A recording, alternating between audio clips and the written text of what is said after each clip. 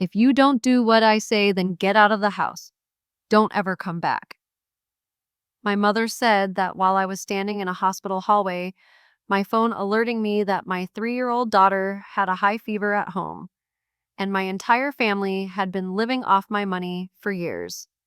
I am a single mother. I pay the rent, the insurance, the utilities, and in the moment I needed them the most, they called me useless. That night, I didn't argue or cry weakly. I did just one thing.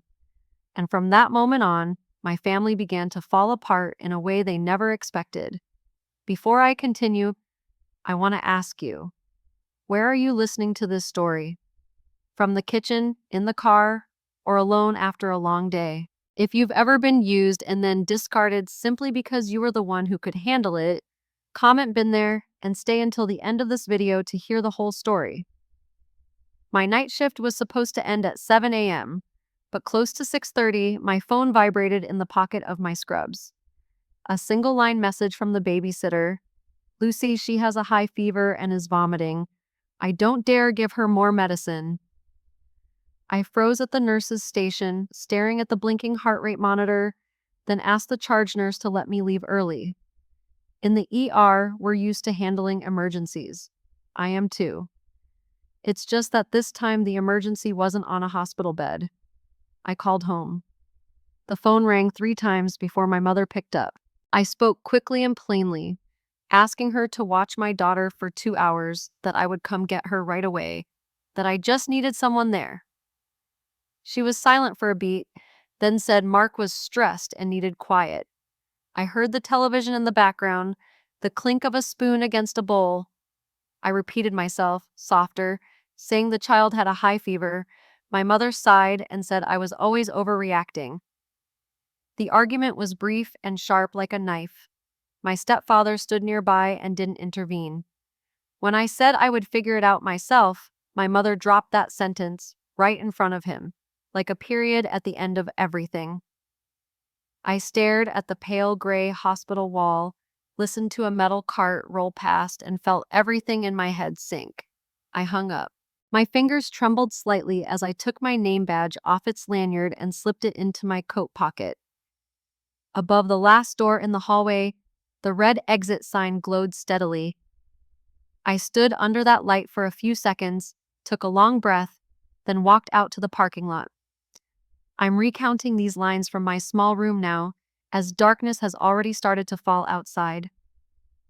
And you, where are you listening to this story?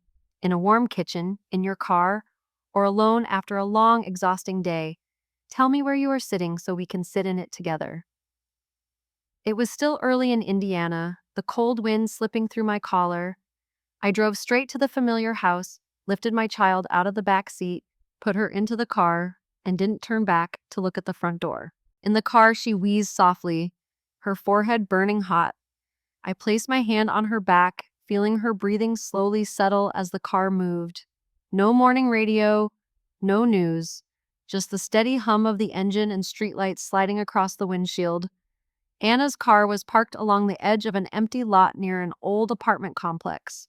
The pale yellow streetlight washed over the windshield like a layer of dust. I spread a thin blanket across the back seat, laid my daughter on her side, wiped her forehead with wet wipes bought in a hurry at a gas station. Her breathing fluttered, hot and uneven. I opened a bottle of water, counted each second for the fever medicine to kick in, then texted Anna a short line, "Thank you, I'm okay." She didn't ask more. In the ER, we know when silence is right. I sat in the front seat, my back resting against the steering wheel. Outside, the wind moved through the trees in a steady rhythm. I had no house keys in my pocket, just a bank card and some loose change. I checked my phone again. No messages, no calls. The screen went dark. Inside the car, the scent of antiseptic still clung to my scrub sleeves. Old images flashed, fast and sharp. At 18, I stood at the front door with a suitcase, my mother saying, "If you're staying here, you need to know your place." Every dinner, I cleared the table. Every bill, I ran to pay it. Every time Mark was late, I apologized for him. When the roof leaked, I climbed the ladder. When the car broke down, I called the mechanic. Mark only had to say he was under pressure, and everything was set aside, except me. I still went to school, went to work, came home on time. Everything ran so smoothly that no one thought it took effort. I cracked the window open to let cool air in. My daughter stirred, and I turned to pat her back gently. Her breathing slowed. I shared my location with Anna just in case. Across the street, a convenience store stayed open all night, white lights shining on the shelves. I stepped out to buy more water. When I came back, my daughter was sleeping more deeply, her mouth closed, both hands gripping the edge of the blanket. I sat down in the back seat beside her, my back against the car door. My phone buzzed. A family group message appeared, then disappeared, as if someone had typed and erased it. I didn't open it. I placed the phone face down, rested my palm on my daughter's back, and felt her breathing even out. In that quiet, a sentence surfaced without thought. I realized the place that scares me the most is home. The sentence stayed with me, heavy but clear. Dawn was coming. I adjusted the blanket, zipped my daughter's jacket, and looked through the windshield. The road was empty. I didn't know where I would go in the morning, but I knew that night had ended an old habit. In a cold parking lot with a thin wallet and a sleeping child, I sat up straight and waited for daylight. The next morning, when my daughter's fever had gone down and she was sleeping again, I sat in the corner of an early opening coffee shop on Main Street. The place was small, smelled of warm waffles, the steady grind of the coffee machine filling the air. I opened Anna's borrowed laptop and logged into my bank account to see what kind of room I could manage for the next few days. Everything needed to be quick and clean. I filtered by price, by neighborhoods near the hospital. The numbers weren't many, but they were enough for a temporary start. Then I saw lines that didn't look familiar. They were neatly aligned, orderly like a long-standing habit. An auto insurance premium deducted on the 15th. A credit card payment recurring every month. I scrolled, my heart beating faster. The beneficiary name felt familiar yet strange, Mark's Insurance Company. I opened the details. The account holder was me. I closed the laptop and opened it again, as if the screen had made a mistake. The numbers didn't change. I called the support line.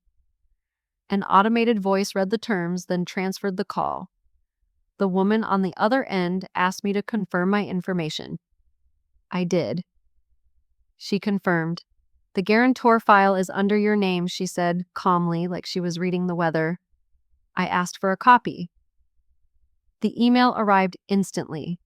I opened the file and looked at the electronic signature. It wasn't my handwritten signature. The signing date, right during the week I gave birth, the days I was in the hospital, an IV taped to my hand, my phone sitting on the table beside the bed. I kept scrolling. A supplementary credit card, a modest limit, payment dates matching the day I transferred money to my family every month. I clicked through each item, each line. Everything had been set up a long time ago. There were no sudden spikes, just a steady flow. I stood up to order more water. My coffee sat cold on the table. At the counter, the television played the morning news, a ticker at the bottom mentioning interest rates. I went back to my seat, opened my phone, and searched through old messages. Short, vague lines. Just sign it quickly. It's only a formality. Just say you agreed verbally. I remembered nodding absently during a long shift. Remembered a newborn crying behind a drawn curtain. I closed the laptop and rested my hand on the cover. Holding still for a moment, there was no burst of anger, just a cold clarity running down my spine. This wasn't a mistake, not accidental. Everything had been done at the exact moment I was busiest, weakest, and most trusting. My daughter shifted in her seat, and I pulled my jacket over her more tightly. Outside the window, the sun rose slowly. I paid, packed the laptop away. Before leaving, I sent an email requesting statements from the past 6 months. When the sent notification appeared, I knew I had crossed another threshold. For the first time, the full picture came into focus. I was carrying debt for the entire family. I called home that afternoon. when my daughter was sleeping peacefully in the back seat and the car was parked in front of a low-rise complex.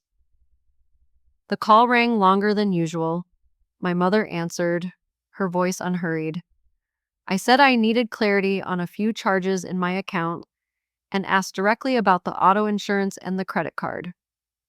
Silence for a beat, then the familiar sigh, as if I had asked something obvious. You can handle it, my mother said. No raised voice, no evasion, just a sentence set down lightly, like placing a bowl on the table. I asked again, slowly, about the signing date. She said it was just paperwork, that I was busy giving birth at the time and it wasn't convenient, so she took care of it quickly. I heard papers flipping, a chair scraping. The house on the other end was still running as usual. I asked my stepfather. He said nothing, just the television in the background, the midday news. His silence weighed more than any explanation. I turned to Mark. He chuckled softly and said, "What's the big deal? It's all family." Then added that I always made things more serious than they needed to be. His tone was easy, like he was talking about being late to dinner, not numbers tied to my name. I talked about the recurring charges, the matching payment dates. My mother cut in, telling me not to blow things out of proportion, saying the family needed stability right now. That line was so familiar. It had been used every time I asked for a shift off, every time I suggested sharing the load, every time I was tired.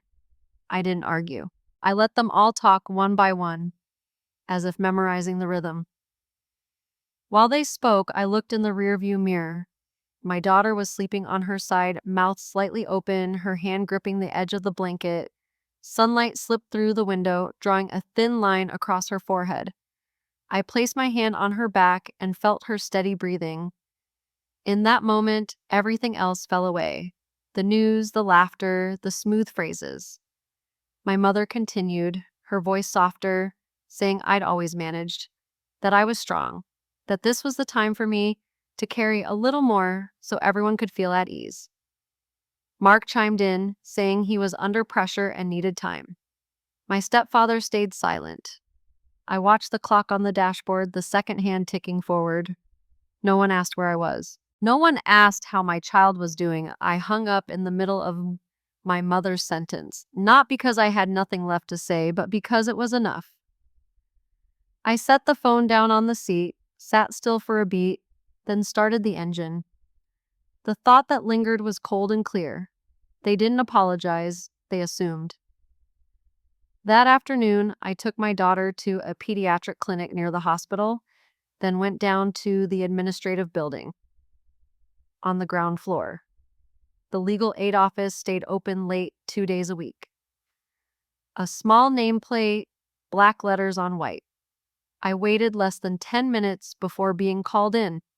The woman across from me spoke slowly, asked only what needed asking, took neat notes. I placed the copies of the files and statements in front of her, the dates lining up. She flipped through each page, paused at the electronic signature, then looked up. You have the right to remove your name as guarantor, she said, and you should do it soon. I signed the forms, listened as she explained the next steps. No moral advice, no comfort, just rights, procedures, deadlines. When I left the office, the hallway was bright with fluorescent lights, the smell of fresh paper in the air.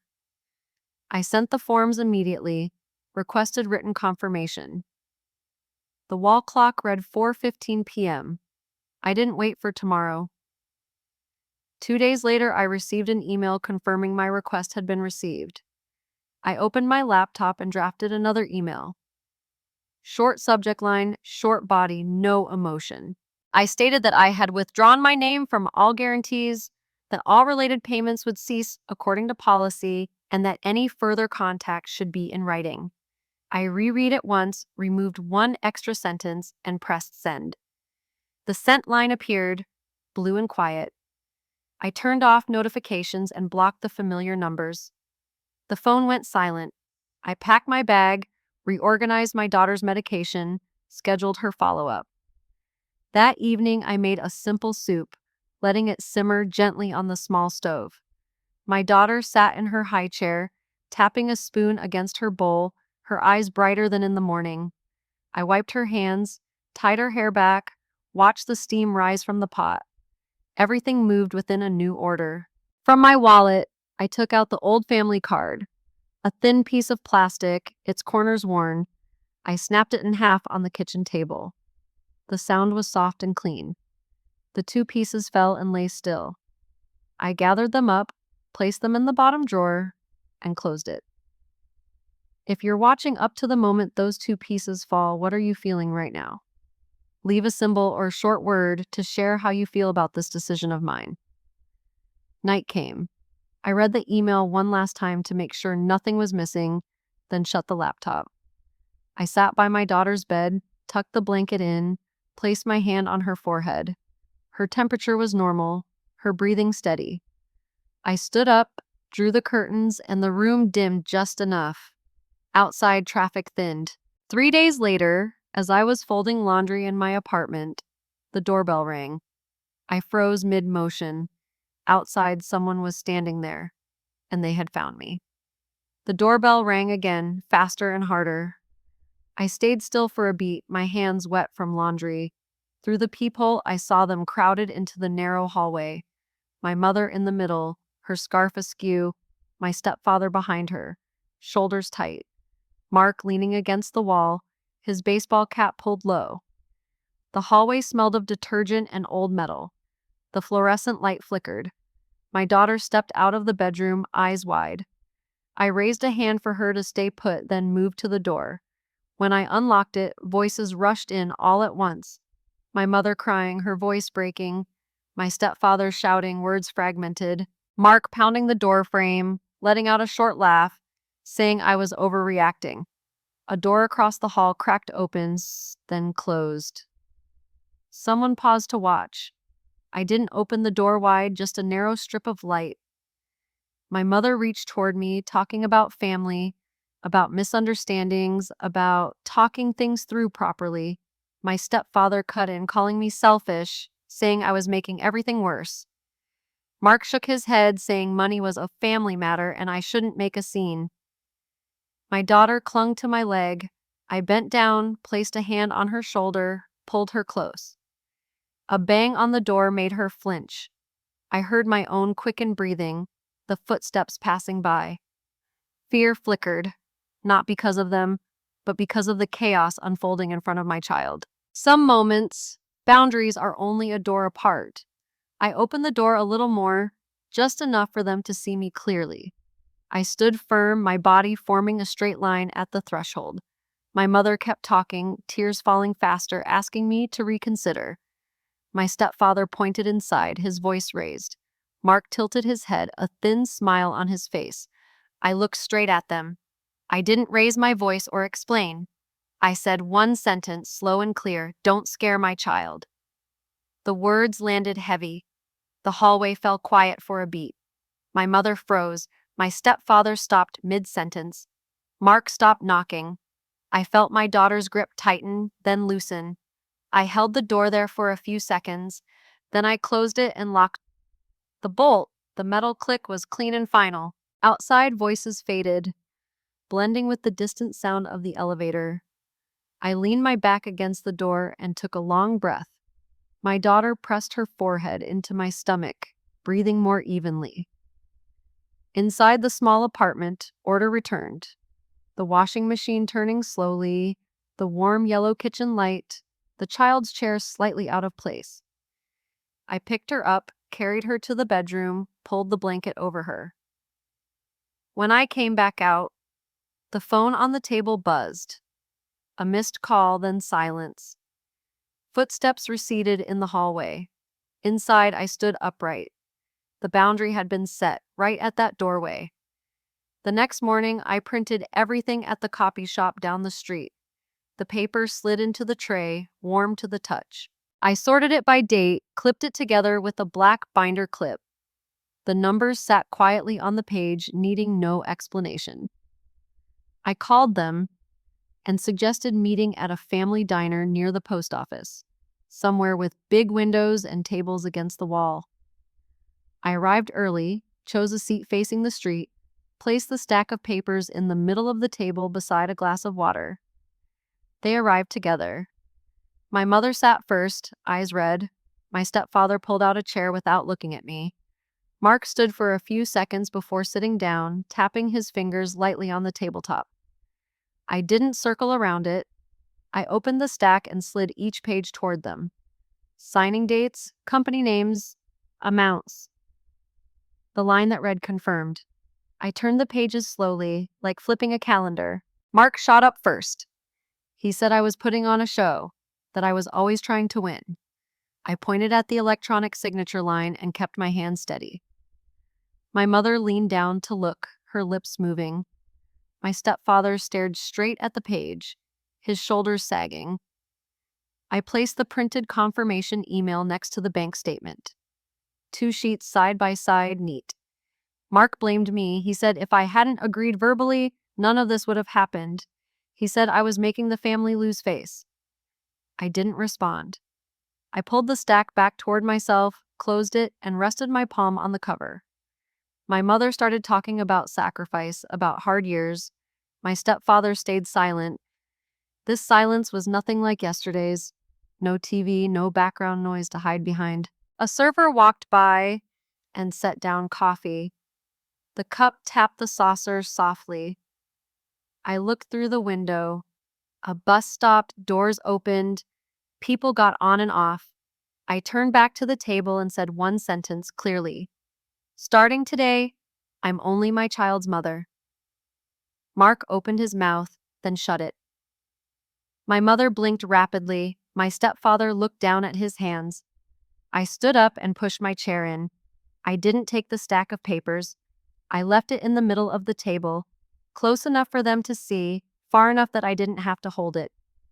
Outside, wind moved through the line of trees in front of the post office. I walked to my car, opened the door, and sat down. My phone buzzed. A long message appeared, then another call. I turned the screen off. My daughter sat in the back seat, buckled in, humming softly. I adjusted the mirror and drove away. That afternoon, an email from the bank arrived. The changes were now in effect. No other alerts. I cooked an early dinner, cleared the dishes, washed my child's hands. In the small kitchen, everything felt tidier than before. They didn't speak for me anymore. They didn't decide for me anymore. In that moment, I understood the only thing that had changed. And it was enough. They lost control of me. The new rental room was on the second floor of an old building, narrow stairs and a handrail polished smooth from years of hands. I moved in on a light, rainy afternoon. My things fit into 3 cardboard boxes: clothes, children's books, a few pots and pans. The landlord handed me the key and said quiet hours were after 10 p.m.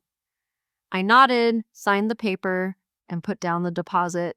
The number was smaller than before, but there were no asterisks, no conditions attached. The bed was only big enough for 2. I made it, pushed the pillows against the wall.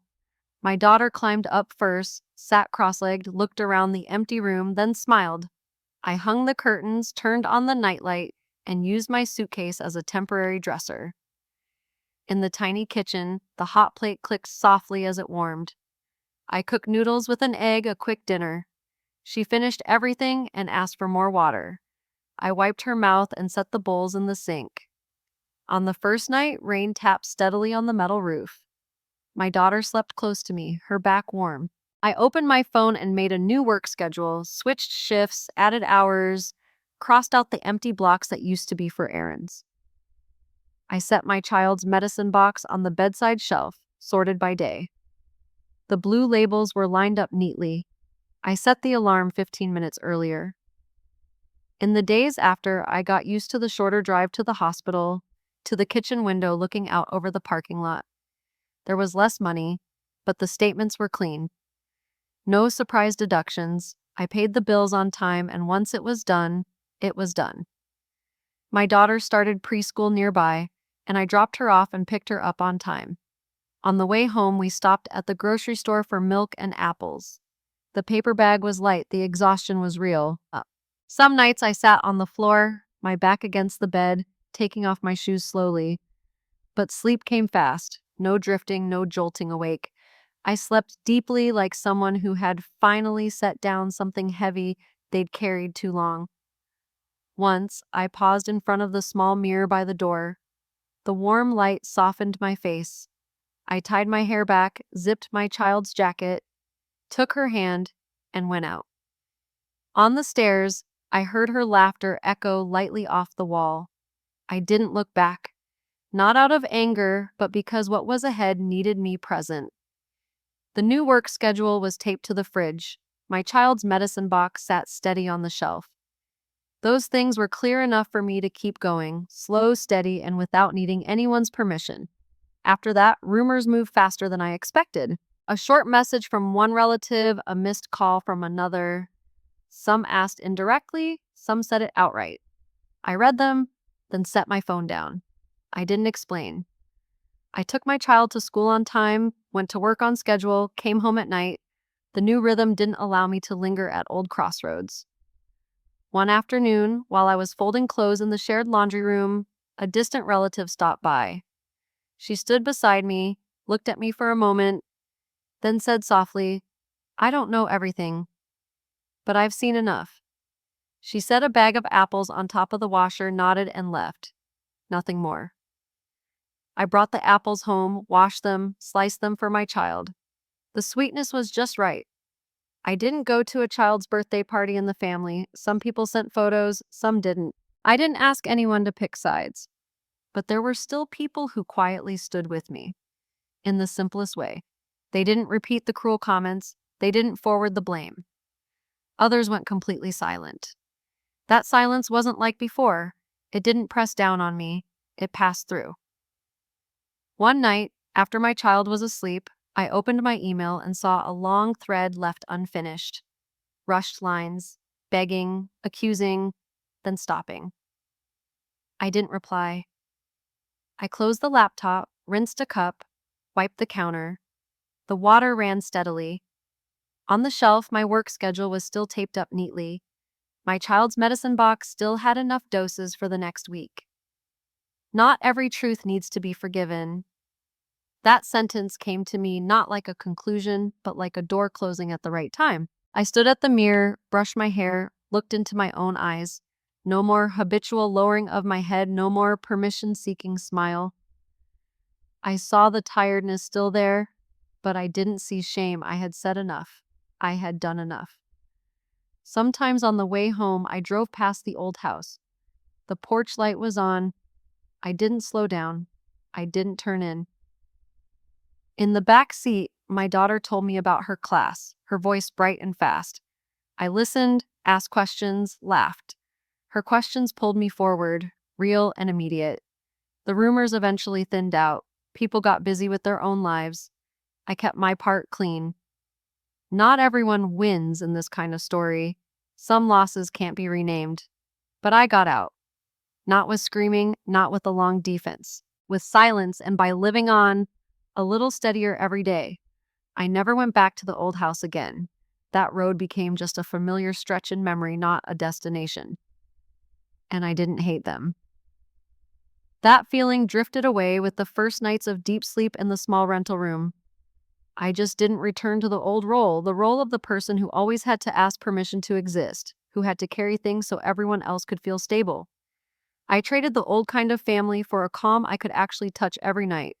I used to think family was where I had to try harder than everyone else. Be stronger, endure more, handle everything myself so I wouldn't inconvenience anyone. I called that maturity. But after everything, I finally saw it was just a familiar way of being used. When all responsibility flowed toward me and all choice did not. Justice for me didn't come from anyone admitting they were wrong. It came the moment I dared to put my hand on the door and say, enough. Justice came in an ordinary way, no complete apology. It came through confirmation emails, through numbers that stopped crushing my statements, through a door closing at the right time. And it had a cost. I lost crowded family dinners, lost the habit of calling every day, lost a piece of the family image I had tried to hold together. In return, I gained mornings without jolting awake, a clear work schedule, a child sleeping peacefully beside me. I learned to choose myself, not loudly, not for show, just choosing. Some nights, folding my child's tiny clothes, I thought about the difference between enduring and being resilient. Enduring wears you down, resilience helps you stand upright. I didn't defeat anyone, I got out. And for me, that was enough. The biggest change wasn't in dramatic actions, but in how I looked back at myself. I no longer felt ashamed that I had endured. I understood why I did, because I loved, because I trusted, because I thought that was how I could stay. But I also didn't let that past decide my future anymore. I learned to tell the difference between sacrifice and erasing myself, between love and obligation, between staying quiet to keep the peace and staying quiet to protect myself. Now, when someone isn't happy with my boundaries, I don't rush to explain. I don't need to prove I'm a good person. I just need to show up fully for my child, for my job, and for myself. If there's one thing I truly carry after all of this, it's calm. Not the calm of someone who won, but the calm of someone who stopped blaming herself for what was never her fault. The story you just heard is fictional, inspired by real-life situations and human experiences to offer reflection and emotion for the viewer. It doesn't encourage anyone to copy any specific action. Every situation is different, and every life has its own limits. If there's one small gift I leave you after this story ends, it's this. Listen to your own limits before they have to speak for you. Sometimes calm doesn't come from trying harder, it comes from stopping at the right time. Before you leave this video, I want to ask you one simple question. Where are you right now? In the kitchen, in the car, or alone after a long day? Thank you for staying until the very end. If any part of this story touched you, leave a comment, even one line, so I know where you heard it in your own life. If you found it valuable, a like or a share can help it reach someone who needs to hear it. And if you want to keep walking with stories about boundaries, choices, and how people find their way back to peace, subscribe and turn on notifications. Your presence here isn't just a number, it's a reminder that these stories matter. Thank you, and I hope you have a peaceful evening.